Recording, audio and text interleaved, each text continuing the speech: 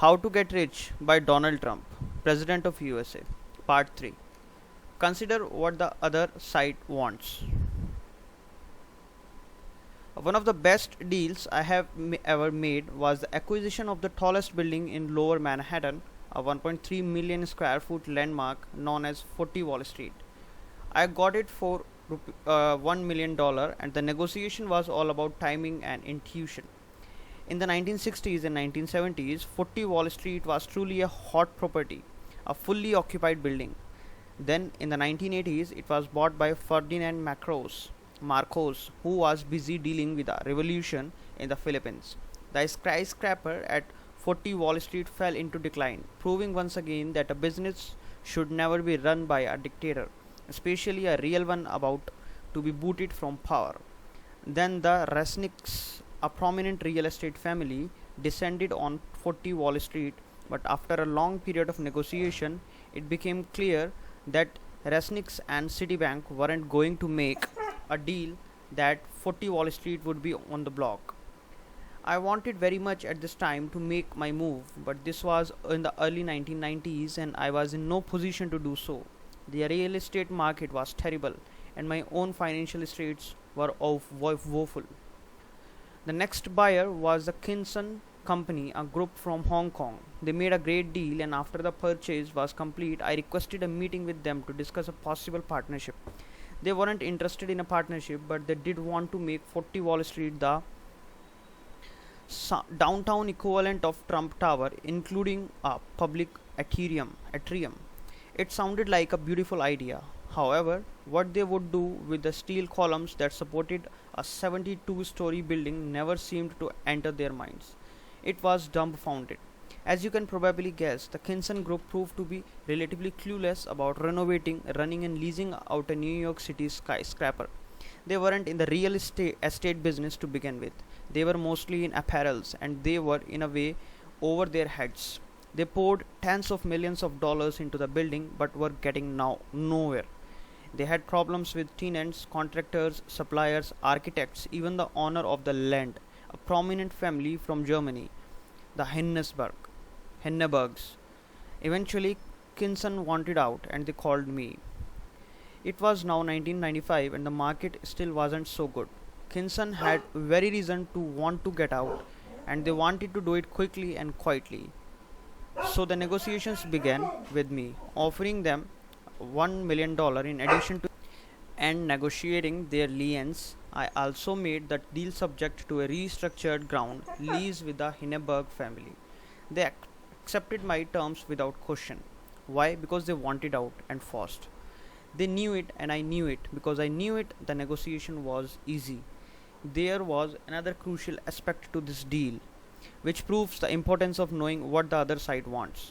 All of the prior leaseholders had dealt with the agent of the Hindenburg family. The agent insisted on increasing the rent and raised other financial obstacles that he said the owner insisted upon. I had to see for myself what the Hindenburgs wanted. Was it money or something else? If you want the truth, go to the source and skip the translation by the intermediary. I flew to Germany with Bernie Diamond, my general counsel, for a face-to-face meeting with the owner, who seemed impressed by the fact that I would travel across the Atlantic to see him. I learned that what he really wanted was peace of mind in connection with his ownership of land, but all he was getting was aggravation and litigation. I told him I would agree to turn the present disaster into a first-class office building if he would forego all rent during the renovation period and revise the lease to permit rental to quality subtenant and bank financing for part of the building improvements. He agreed, and it was the first of my instance that confirmed my belief that Walter Christian and Walter Hindenburg Jr. are among the finest people with whom I have ever done business. Very soon after acquiring 40 Wall Street, the markets turned for the better, and the downtown area experienced a renaissance in terms of both commercial and residential properties and developments. I make a great deal of money from 40 Wall Street. Aside from owning the most beautiful building in Lower Manhattan, I have the added attraction of owning a particularly lucrative one. All because I watched the property carefully for decades, waiting for my moment, and knew that the other side was thinking. Be a reasonable and flexible. A good negotiator must be flexible to be successful. When I bought 40 Wall Street, it was virtually vacant. I told the existing leasing broker, a friend of mine, that I was going to renovate the building and get tenants.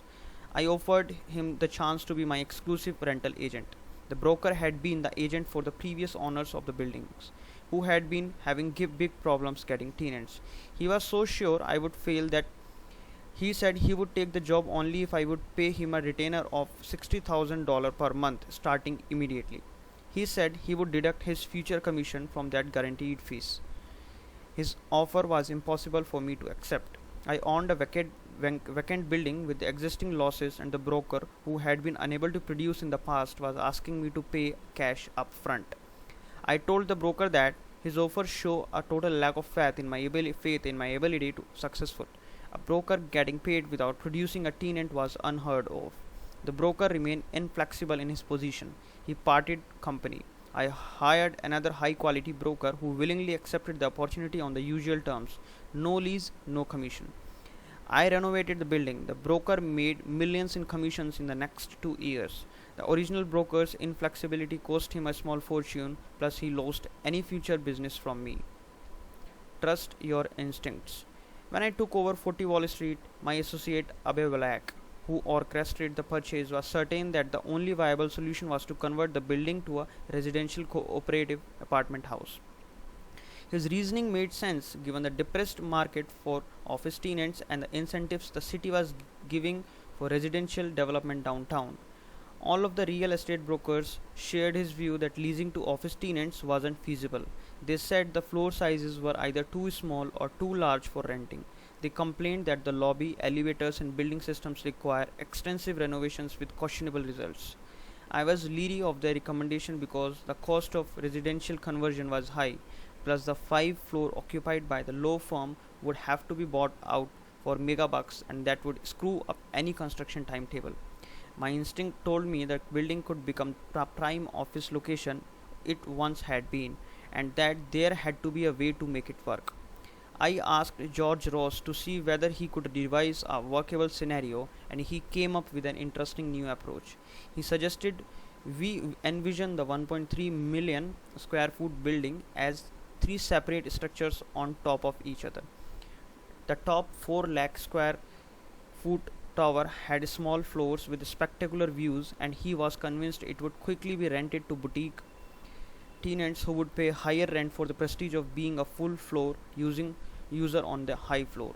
The middle 3 lakh square feet could be rented for less per square foot, but those rents would still more than cover the purchase price and the cost of renovation. The bottom 4 lakh square feet might be tougher to rent, but even if these floors were completely empty, the building would still be profitable, assuming our projections about the renting the top 7 lakh square feet were correct. Emboldened by George's plan, I discarded the idea of residential conversion and relied on our construction expertise to turn 40 Wall Street into a successful office building. We redesigned and modernized the lobby and building systems, and when the rental market improved, we were ready. Now the building is worth hundreds of times what I paid for it. I guess my instincts were right. Know exactly what you want and keep it to yourself. If you are careful about what you reveal, you will have more flexibility as you gather more information about the contours of the deal. In order to complete Trump Tower as I envisioned it, it was necessary for me to control an adjoining site on 57th Street owned by Leonard Kendall and leased to Bonwit Teller, a dying department store chain. Len Kendall was a shrewd real estate developer whose ultimate desire was to own land in strategic locations forever. I tried to gain a long term lease, but Kendall was asking for too much in rent, and we were stalled. Meanwhile, during negotiations to buy air rights from the adjoining Tiffany store, which would allow me to build a larger Trump Tower, I learned that Tiffany also had an option to buy the Kendall property at a fair market price. This was news to me and a crucial piece of information, but I didn't let anyone know how important that news was to me. I led Tiffany to believe I was interested only in air rights without calling any special attention to their option to buy the Kendall property. They sold me their air rights and basically threw in the position option as part of the deal. Then I told Len Candale that I was no longer interested in a lease on the land. I was going to buy it using the Tiffany option. Candale didn't want to sell, and I really didn't want to buy. With my new leverage, I suggested reconsideration of a long term lease. This time, Candale agreed, and we quickly closed on a mutually acceptable lease, beginning a friendship that continues to flourish with his hires. Don't be confined by your expectations. Sometimes what we think we want and what we actually want are two different things. On more than several occasions, I have discovered in the middle of negotiations that what I had wanted was the wrong thing. Sometimes my negotiating partners had given me ideas I hadn't thought of. Even adversaries have given me new ideas. Sometimes a big question suddenly comes into my mind and I begin to think in a new direction. Cut yourself some slack. It's okay to change your mind and suggest a different approach, as long as you haven't made any commitments to the other side. Some people, while admitting I am a good negotiator, have said I am devious. I am too busy to be devious. I just assimilate new information quickly and move forward in an unexpected ways. Unexpected to the other party as well as to myself. That's one reason I find negotiating exciting. Perhaps because I am a Gemini, I believe there is a duality to negotiating.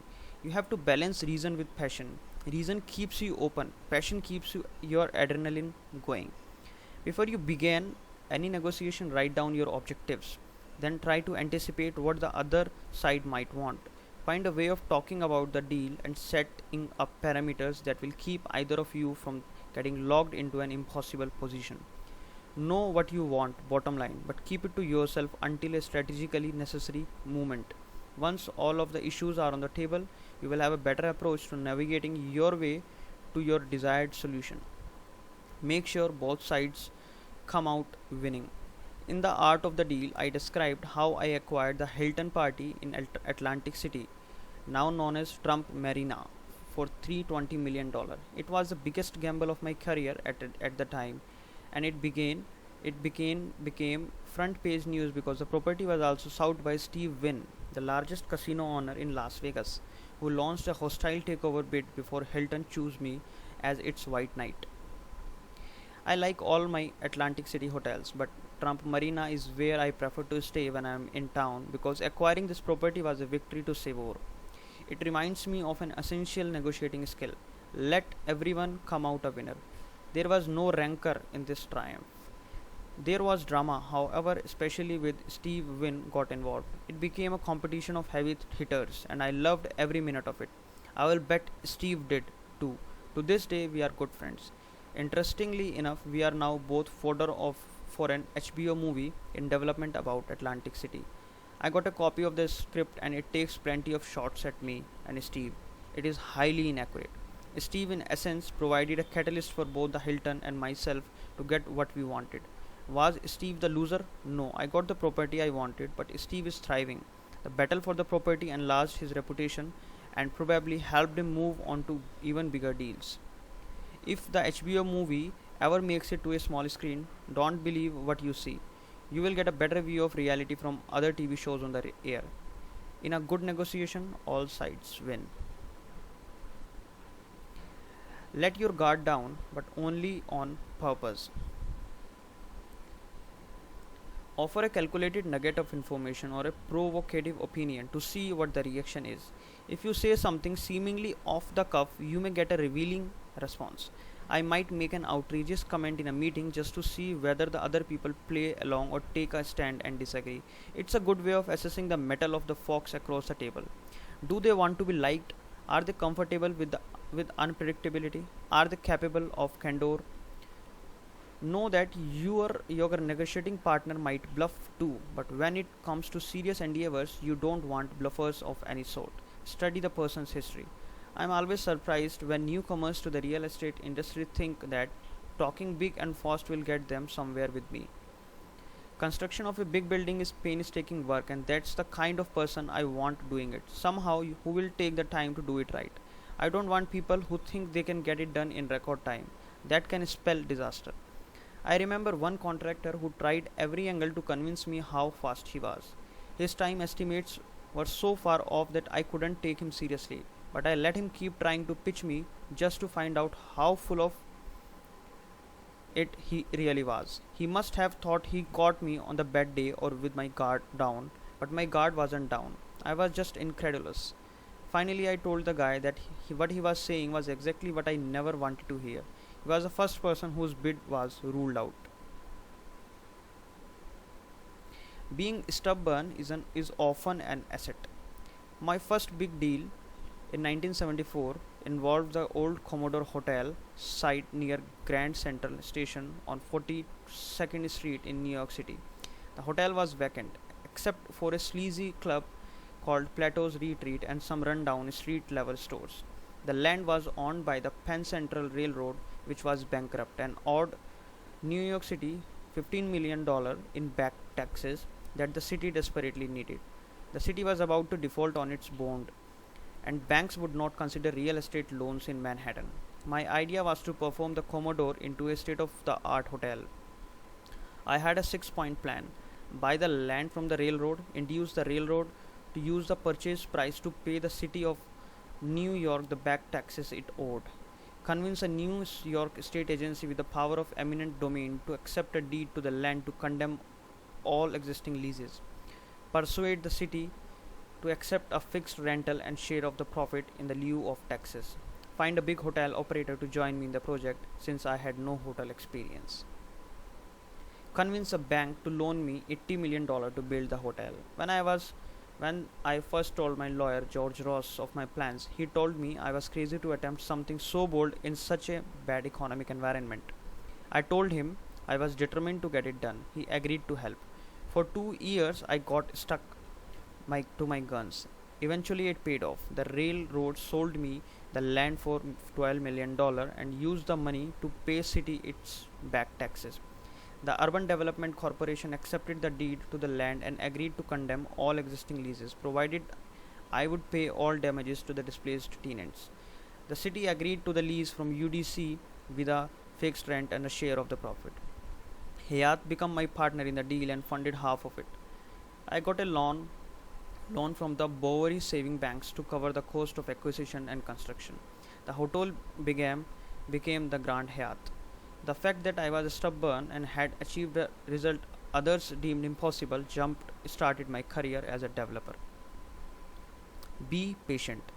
I like to move quickly, but if a situation requires patience, I will be patient. The speed depends on the circumstances. I keep my object in my mind at all the times. This only can be a patience pill. I have spent from 5 minutes to 50 years waiting for a deal. One good tactic for speeding up a dial is to show the lack of interest in it. This will often make the other side rekindle their efforts to get something wrong. I was very interested in a deal once, but I had a hunch that it wasn't a good idea to look too eager to these people. I would put off their calls and do my best to appear aloof. Then I said I would be traveling for a couple of weeks and would get back to them after that. While I was traveling, they used the time to modify their position and present to me almost precisely what I have been hoping to get. It saved all a lot of negotiating time. A good tactic for slowing down a deal is to distract the other side. One way is to drop hints about whether a certain aspect of the deal should be looked into further or to mention other deals and properties as examples. That will set them off in a direction that consumes their time and focus. While they are off on the tangent, you will still be on the target. One time I was in the middle of a negotiation that seemed to be speeding out of my control. I suddenly asked the other side if they knew the history of the particular development, implying that their understanding of it might be crucial. They figured the development must have had some bearing on what we were trying to accomplish together, so they backed up a bit, took some time to investigate in, and gave me control of the negotiations with enough time to assess everything at my leisure. I got the upper hand. Life at the top means phone calls never stop. Be strategic dramatic. In 1999, I began construction on the tallest residential tower in the world, Trump Tower, World Tower at the United Nations Plaza. The location was terrific, the east side of Manhattan, close to the United States with both river views and city views. It was hot stuff, but not everyone was happy about it, especially some diplomats at the United States who didn't want their 38-story building to be outclassed by our 90-story building.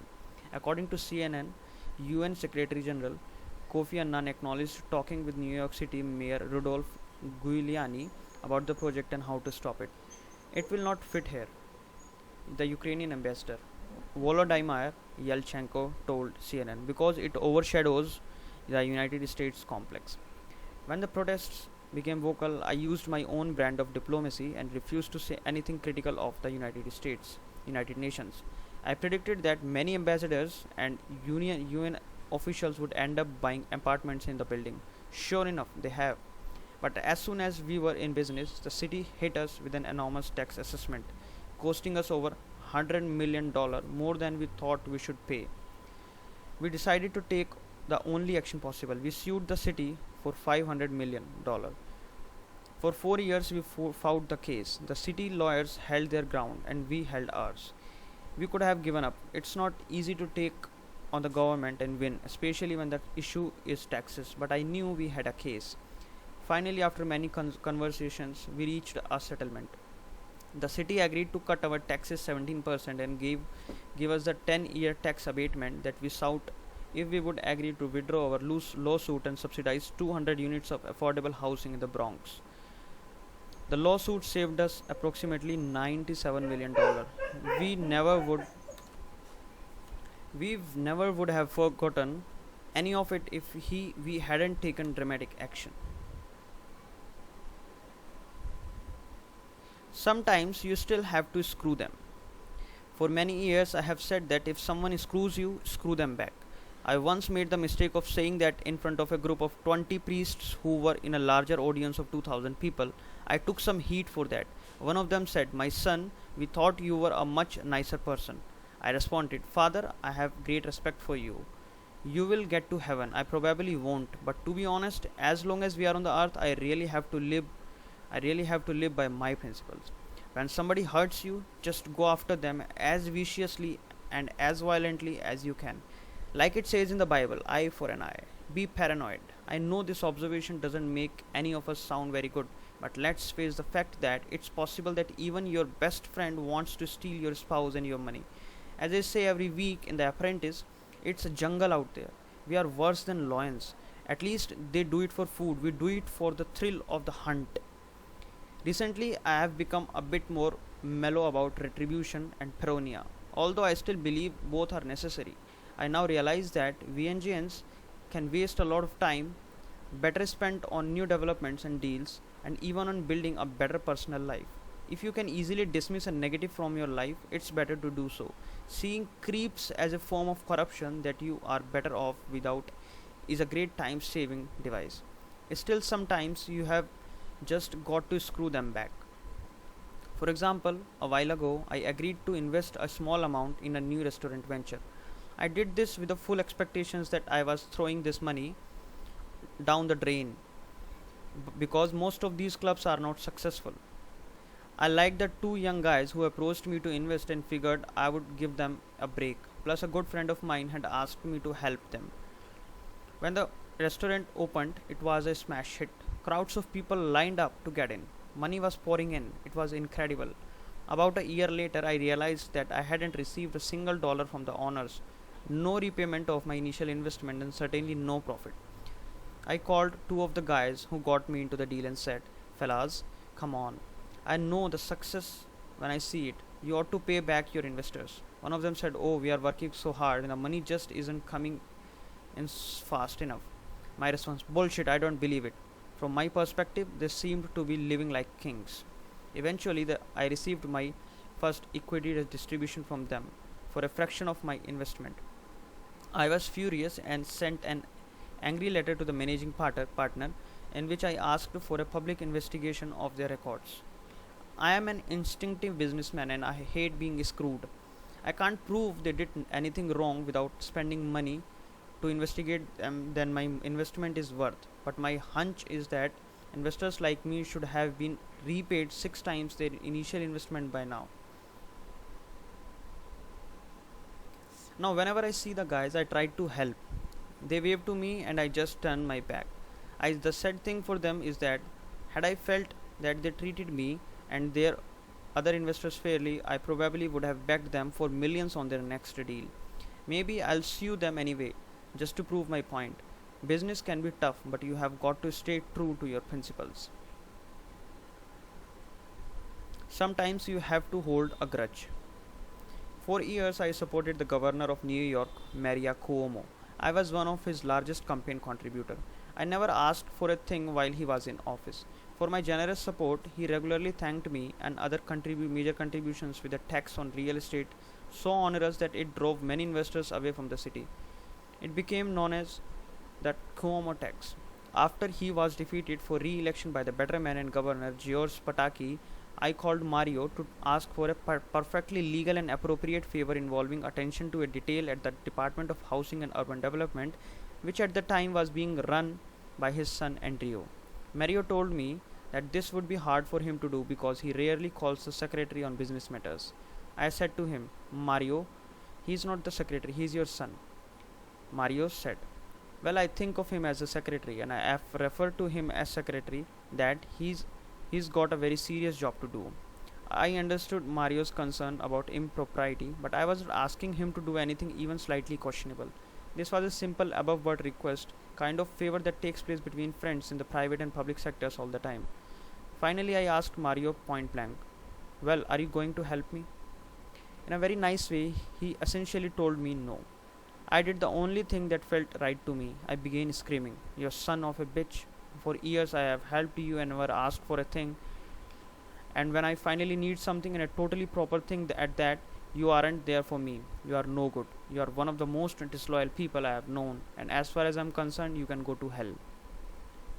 My screaming was so loud that 2 or 3 people came in from adjoining offices and asked who I was screaming at. I told them it was Mario Cuomo, a total stiff, a lousy governor, and a disloyal former friend. Now, whenever I see Mario at dinner, I refuse to acknowledge him and talk to him or even look at him. I will say this, however, Mario's wife Matilda is a fine woman and was a terrific friend to my mother. It's not her fault that her husband is a loser. Another failed politician who disappointed me is a man named Pete Dawkins, sometimes referred to as General Pete Dawkins. He led a charmed life.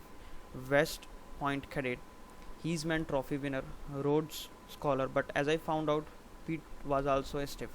When he was running for the US Senate in New Jersey against Frank Lautenberg, a magazine called Manhattan Inc.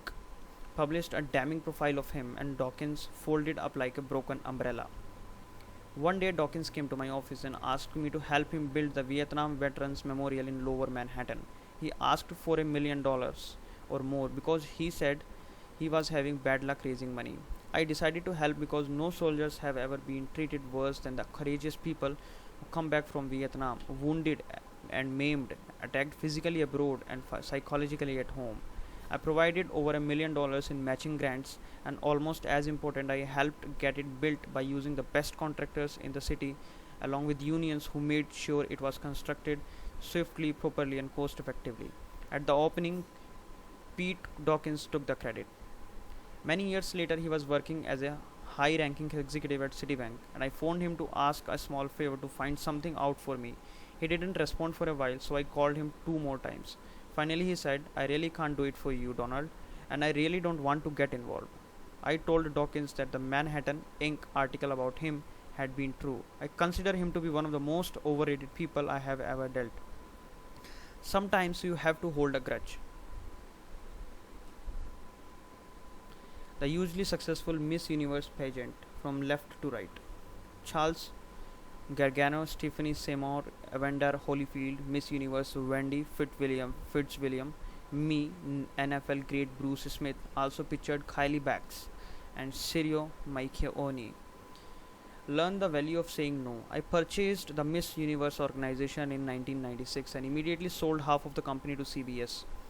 Not only were they our broadcasters, they were a co-owner as well. This kind of arrangement, where the network actually owns the end product, and was a fairly new concept and should have been a win-win situation, since CBS would actually be able to eliminate the middleman and pay a lower license fee, while in theory the network as an owner would like to maximize all promotional opportunities. The partnership was a great concept, but after 5 years it had not gone as planned. CBS was not willing to promote the shows to my satisfaction, As more and more cable competition ate into the network's market share, on air promotion became all the more important to sustain viewership because it just wasn't happening. To make matters worse, CBS tried to change the show drastically by making them MTV style music specials and dramatically cutting the time allotted to show the women competing. I'm not a network programmer, but it seemed to me that people might be tuning into a beauty competition to see beautiful women. I'm not saying television musical performance is a bad thing. There have been some great ones over the years. A perfect example was the 1999 Miss Teen USA pageant. A year earlier, a teen show had introduced a little non-boy band called NSYNC. By the 1999, they were the biggest band around. As a sign of appreciation, they agreed to appear on the Miss Teen USA pageant again. In the middle of their summer tour, NSYNC rented a jet and flew in for 8 hours the day of the show, performing two songs. They were terrific. Unfortunately, no one knew about it because CBS had chosen not to run a single promotion for the show. So, in February 2002, we were all re evaluating how we wanted to approach the network license renewal. Citing the current ratings, which were caused by lack of promotion and the fact that CBS would always air the pageant against the toughest competition, Les Moonves, the head of the network, said he was not willing to begin negotiation until the end of the season. Obviously, with the season ending in the August, the network schedules would be set and there would be absolutely no room for negotiation with any other network. I sent a letter to Les telling that I wanted an option to buy CBS out of the partnership, accessible up until a week after the broadcast of Miss Universe pageant in May. I feigned disinterest in continuing with the pageants and told him if I did not exercise the option, he would commence with selling and dismantling the company. A few days later, I believe it, we had a deal.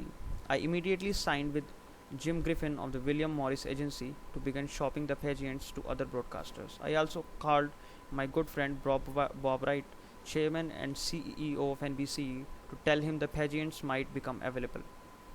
I knew that NBC had recently acquired Telemundo and the pageants are huge in Latin markets.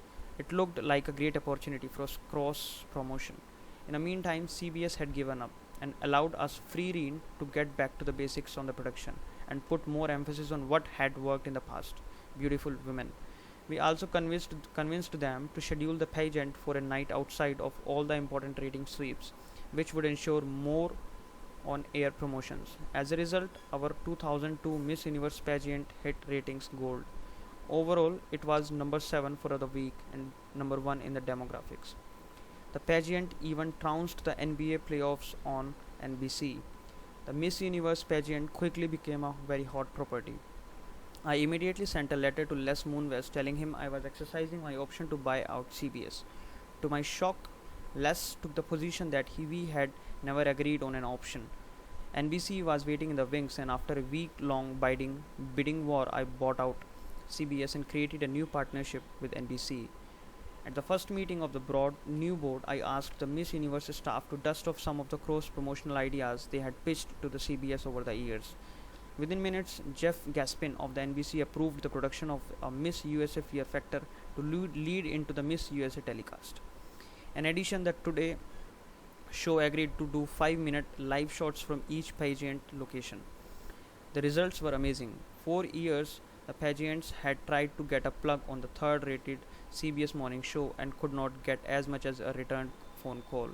Now they were getting major promotion on the nation's number 1 morning program and an internet tie-in through NBC.com. The Miss USA Fear Factor was the highest rated in the series, and the 2003 Miss USA and Miss Universe pageants received the highest ratings since I had bought the company. Additionally, the Telemundo simulcast of the pageant was one of the highest rated programs in the network's history. The cross-promotional concept I visualized in 1996 was finally realized in 2003, and it never would have happened if I hadn't been willing to walk away from CBS, say no, and pursue a better opportunity elsewhere. The Trump style.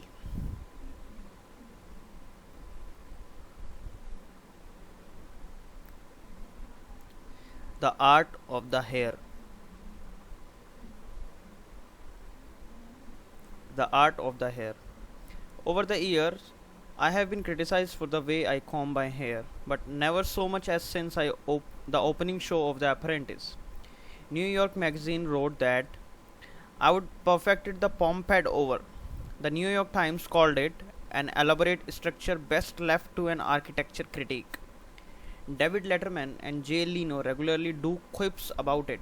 Matt Lauer, who with Katie Couric has taken the Today Show to a new heights, told me I should just give up the ghost and shave it off and give myself some kind of buzz cut like the one he has.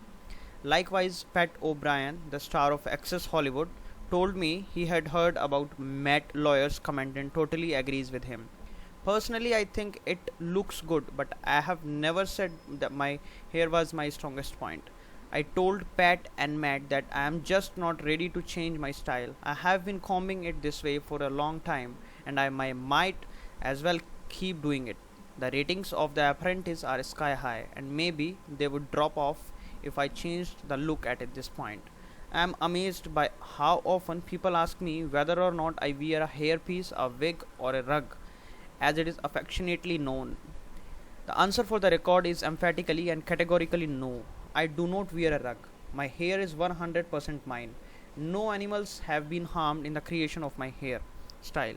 However, I must admit that the day may come when I will wear a hairpiece, wig, or rug, but only if I go bald, which I hope never happens. The reason for this is because, like most men, am very vain. Many times over the years, I have heard people say that men are vainer than women, and I believe it. Guys don't like to talk about it, but Random House is paying me a fortune for this book and specifically requested a chapter on the art of the hair. So I will admit to my vanity. I will also reveal some of my hair related secrets. The reason my hair looks so neat all the time is because I don't have to deal with the elements very often. I live in the building where I work. I take an elevator from my bedroom to my office. The rest of the time I am either in my stretch limousine, my private jet, my helicopter, or my private club in Palm Beach, Florida. If Matt Lawyer had my lifestyle, he might not have changed his hairstyle, although his hair looks great now. If I happen to be outside, I probably one on one of my golf courses where I protect my hair from overexposure by wearing a golf hat. It's also a way to avoid the paparazzi. Plus, the hat always has a big Trump logo on it. It's an automatic promotion. I will also admit that I color my hair. How somehow the color never looks great, but what the hell? I just don't like grey hair. I wonder how much longer my hair will be a national topic of the conversation. Letterman and Leno have been funny, but one person I don't like is Joy Behar, a woman who works for Barbara Walters on The View. For weeks she was attacking me, insisting that I wear a wig. So Barbara and her staff called me and asked if I would surprise them and appear on the show. I did, and when I ran my hand through my hair and proved that it was real, everybody laughed, and that was end of that. After The Apprentice premiered, Joy Behar was on the Tonight Show along with the rest of the cast of The View. Out of the blue, Jay Leno started talking about the great success of The Apprentice. Star Jones raved about it, as did the others, except for Joy Behar, a woman with no talent and a terrible accent, who again attacked my hair. I have always said that show would do better without her. I did her a favor by going on the show, and it was not appreciated. Being nice to some people never pays off. I suppose it's possible that I could rethink my look for the second season of The Apprentice, but probably not. It seems to be working. Gossip. Whenever you are building a luxury apartment or producing a beauty pageant, you have got to give the people what they want. In a book like this one, that means some good advice, some wisdom, a little bit of gossip, and a glimmer of fame. I have done my best to give you some wisdom and advice. Now, here is a Palm Beach morality tale about gossip and fame. I had a friend who was rich and successful and very married. For months, I kept hearing a rumor that he was having an affair with an equally successful businesswoman who was also very married. It was hard to believe. She was dropped dead gorgeous and could probably have had any guy he wanted. She wanted. My friend was not a nicely likely choice. The rumors persisted, and then one day my friend invited me out to dinner with a gorgeous woman and her husband. I told him the invitation seemed strange to me. For a long time, I have been hearing you are having an affair with her. Wouldn't you find it a little uncomfortable having dinner with her in front of her husband? Surprisingly, my friend confirmed that he was having the affair, and the woman's husband did not know, and that he, my friend, was totally in love, something which he felt his wife, who was as tough as nails, would not exactly appreciate or understand. Without revealing any of my friend's success, I told my girlfriend Miliana to prepare for a wild evening. We had a dinner at a restaurant. Normally, I would have been watching the scene with great amusement, but the businesswoman's husband was also a friend of mine, so I was in precarious position. There we all sat as though nothing was happening, but we could all feel the tension in the air. As we left, I watched my friend grab the businesswoman around the waist in a more than familiar fashion. Her husband was out of sight when this happened, but it was clear to me that despite my disbelief and amazement, there was something going on between the two. Over the next few weeks, my friend called me incessantly, proclaiming his love for the woman. He said he would do anything to be with her, and that she was also in love with him. His calls became so frequent that Meliana asked, "Why does he keep calling you? What's going on?" When I told Meliana about the affair, she also found it hard to believe. As I said, the businesswoman is an amazing beauty, and my friend is not exactly Brad Pitt, although he is very rich and some women find him handsome. Finally, after a number of phone calls, I said, "Look, are you bullshitting me or is this for real?" He said, it is. I want to come over and see you and I will prove it." He didn't have to prove anything to me. What difference did it make? But I invited him over anyway. When he arrived, he told me how they would meet, how the relationship was going, and all the sordid details. I still wasn't sure I believed him, but then he played an answering machine of tape of a call she had made to him. She said the kind of intimate things only lover would say. It was truly down and dirty, and I definitely recognized her voice. There was no longer any doubt in my mind about what was taking place. For a while, my friend continued to call me to say how much he loved this woman. If I was in Palm Beach when he called me, I would just watch the television and politically listen to what he's saying. I felt more like his pet psychiatrist than anything else. Then the shit hit the fan. The woman's husband had found out, phoned my friend, and threatened to kill him.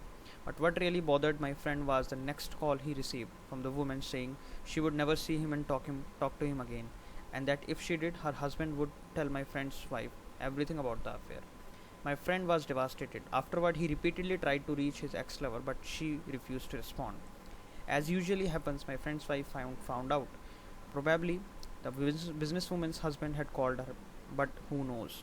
About 6 months later, I saw a businesswoman at a gallery and she confronted me. "Donald," she said, "I hear you have been spreading rumors all over the town about me. It's terrible what you have done.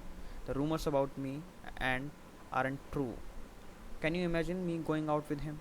After listening to her accusations in denial for 15 minutes, I realized she is one of the greatest salespeople I have ever known. Because if I had not heard her voice on that answering machine tape, I would have completely believed her. She told me she couldn't believe people who would even think she would go out with my friend. Why would I want to? Why did he have? Give me a break. I figured what was end of it, but then I realized that my friend had not called me in some time. I was wondering how he was doing, so I phoned him to say hello. He wasn't in and didn't return my call. I phoned again and again. He did not call back. I was worried, so I called third time and fourth time. No response. Later I found that his wife had blamed me for the entire affair. She thought I had introduced him to this woman. Apparently, she told him that if he ever spoke to me again, he would divorce him. It turns out that he had used me as a scapegoat. The funny thing is, I wouldn't have minded and would have helped him out and played along if he had the decency as a good friend to call me, say, "Look, I have a problem. Can I blame it on you?" Even if it meant he wouldn't have been able to see me or speak to me again, I would have accepted it, but being glad to have keep his marriage altogether. But he never made that call to me. He did everything without an explanation. Now when I see him at a restaurant or an event, nothing is said, but he knows and I know. I heard he was still suffering through his marriage. As a means of reconciliation, he bought his wife some tremendous jewelry. Apparently, she made him return it because it wasn't big enough or expensive enough. he had to go back and buy her something even bigger or better. Page 6, My Way. The New York Post is a popular daily newspaper in the city. I read it every day, as do lots of people. It contains a two-page spread called Page 6, which is not located on page 6, but it is a must read. Over the years, it's been edited by a highly talented guy named Richard Johnson. He's got insight into everything and he knows more than what about what's going on in the New York than anyone I know. For better or for worse, I make page 6 a lot. I hope the day never comes when they don't find me interesting enough to mention. Meanwhile, here is my version of page 6 for my readers, so you will be up on the latest. With Richard Johnson of page 6 fame. I'm sure a lot of you have heard of Ivana, my first wife, who christened me the Donald and launched 1,000 missiles, I mean smiles, in my direction. Well, I am happy to report that she is doing well and at this moment is in the south of France, having, I hope, a great time. We are on good terms and speak often. We are still neighbors in New York City and with three incredible children to share with, we consider ourselves to be very fortunate and good friends. Marla, my second wife, is living in Los Angeles is as beautiful as ever. Our daughter Tiffany is now 10 years old and continues to charm everything and everyone inside. I don't see her as much as I would like, but every minute is worth a bundle when I do.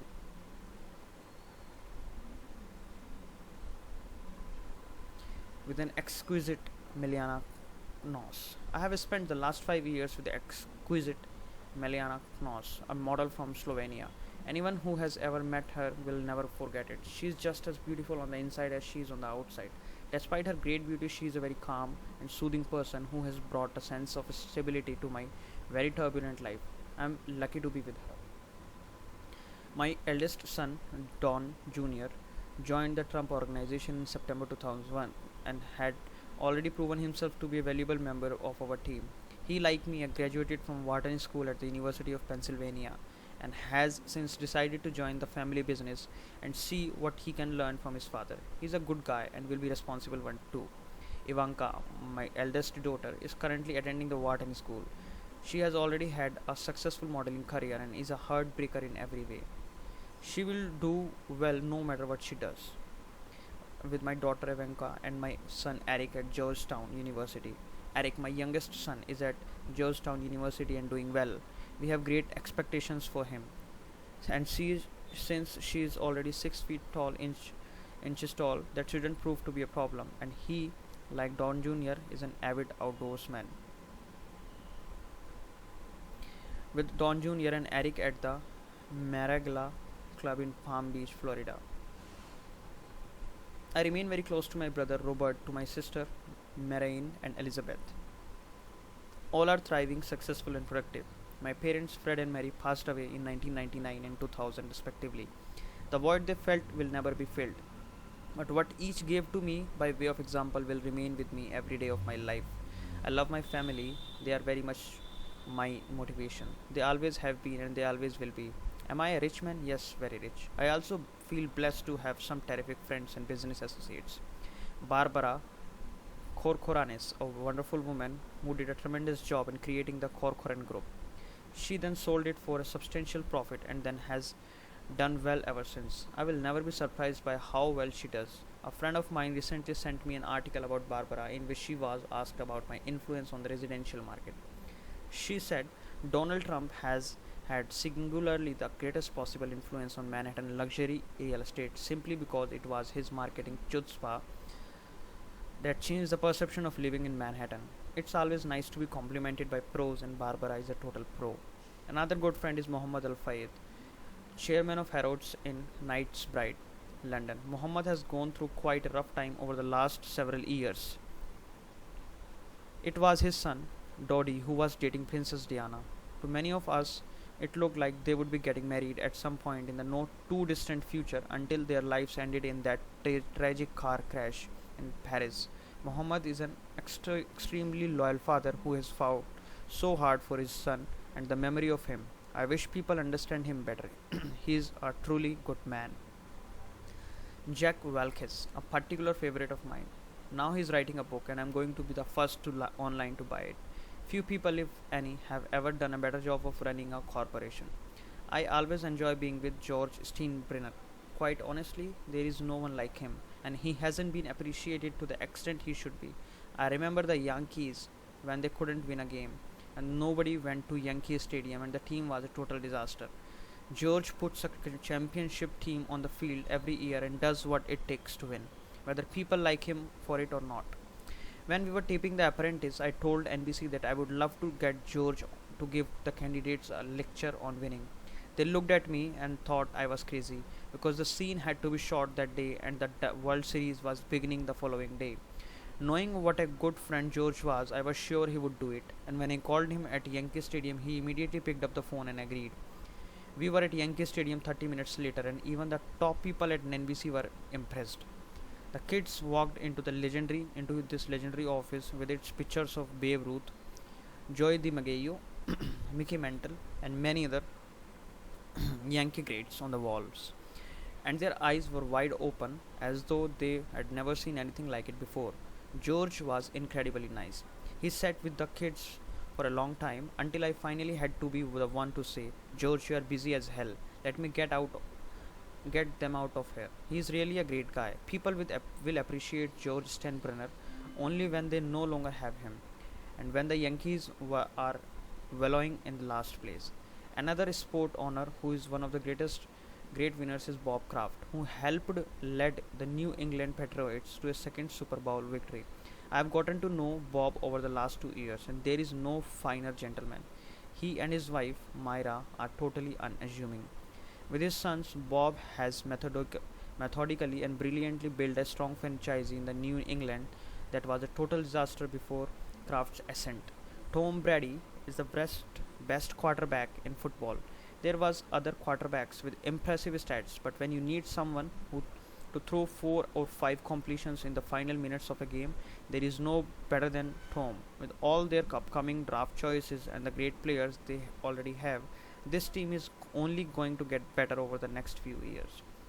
Two other terrific team owners are Jerry Jones, owner of the Dallas Cowboys, and Bob Chiss, owner of the New York Giants. Chiss has done so well in every capacity, whether it's business or sports. He is in his 70s, but he's got the attitude of someone in his 20s, 30s, or 40s. Larry Silverstein, the developer of the new Trade World Center complex, is a good friend of mine, but I really hate what's being designed for the site. It resembles a skeleton, and I can't believe Larry really wanted to evoke that image. In actuality, Larry is being forced to do certain things that he would not do under normal circumstances, but he has to go with the flow. Nevertheless, I am sure he will do a terrific job. Finally, page 6 often takes a few digs at people. Here are mine. Dan Rather is not one of my favorite people. A few years ago, he wanted to profile me for 60 minutes. As we toured Mara Lago and Trump International Golf Club in Florida, he couldn't have been nicer, more respectful. I was sure the interview would be total home run.